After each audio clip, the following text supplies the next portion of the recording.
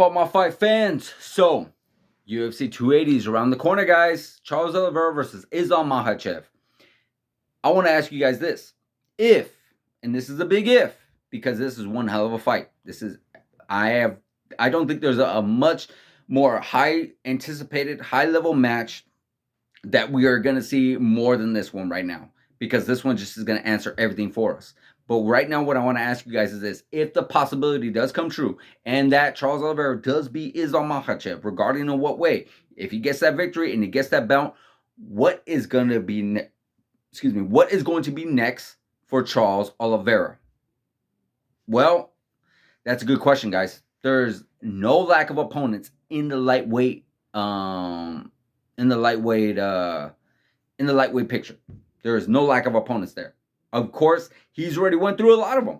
He went through the Tony Fergusons, the Michael Chandlers, the Dustin Poiriers, and the Justin Gaethje. So do we see a possible rematch with any of these?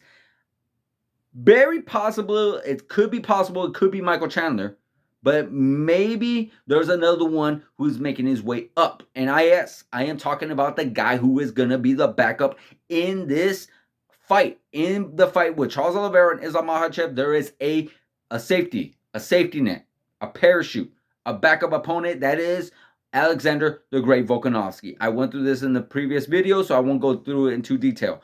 But I do strongly feel that if there is a next opponent, 100% it could be, well, you know what? I'm not going to say 100%. I'm going to say a more likely it is going to be Volkanovski. And why do I say more likely?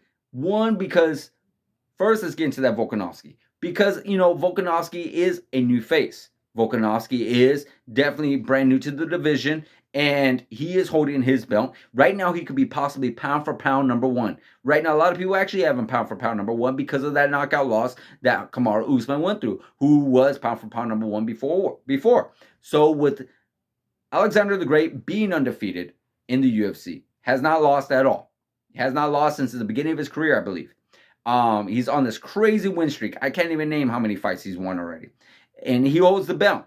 And he is possibly pound for pound number one in the UFC. So there's a lot to gain by beating the pound for pound number one, of course, that which could possibly make Charles, if he does win, being pound for pound number one.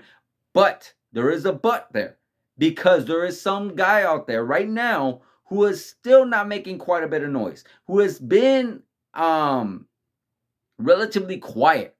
He's been very mysterious. He's been very, very under the radar. He's been not what we're used to being. And yes, I am talking about Conor McGregor.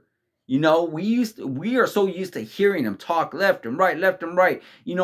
Has he mentioned a few things here and there? Has he said a few things here and there? Sure, but I'm talking about straight up being upfront, up forward. This is what's going to happen. This is what I want. And all that upfront trash talk. But, he has not fought since July, I believe it was 2021. We remember Dustin Poirier. I believe he broke his ankle, and he's not been back since. There is no timeline on when he's going to be back. There is no opponent named if he's going to come back. Could that be a potential opponent? Because we do remember in the past that Charles Oliveira has actually mentioned that he wants to face Conor. He feels like he earned it. And guys, I got to agree 100%. I know what people are saying. Oh, how are you going to give Conor McGregor a shot after losing that many fights? He has not lost again. He has not won a fight since Donald Cerrone back in 2020. And he's already got knocked out and Dr. Stoppage in his last two. So I get that 100%. But again, it's Conor McGregor. He is by far the money machine. The biggest star in UFC. The biggest star in probably all of sports. When you go on, are you telling me you're not going to want to watch it? Are you telling me you don't want to, oh, you know what? This ain't right. I'm not even going to buy it. No, of course you are. Of course, I feel the same way. No, I feel like there's other guys who are deserving this belt. I do feel like Alexander should get a shot, since the rest of the lightweights had their shot. Give Alexander the Great his shot. But I would still pay for it. I would still love to see it. I would still be right there watching it with my popcorn, with my soda in my hand, and definitely enjoying that fight. Definitely enjoying the press conferences, because, guys, let's admit it. The fight game is not the same without Conor. He brings us that entertainment. He brings us that motivation of wanting to watch more. We just can't get enough of him. And right now he's being quiet, so it's It's cool, it's fun, it's nice, but we do miss him. And at the end of the day, if he comes back, if Charles Oliveira just so happens to get that victory, why not?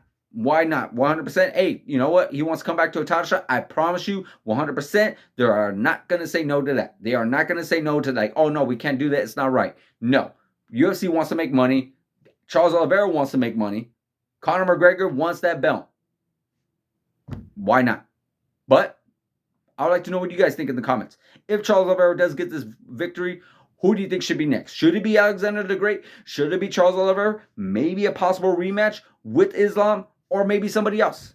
I would like to know what you guys think in the comments, guys. Like, subscribe, hit that notification button, and I'll see you guys in the next video.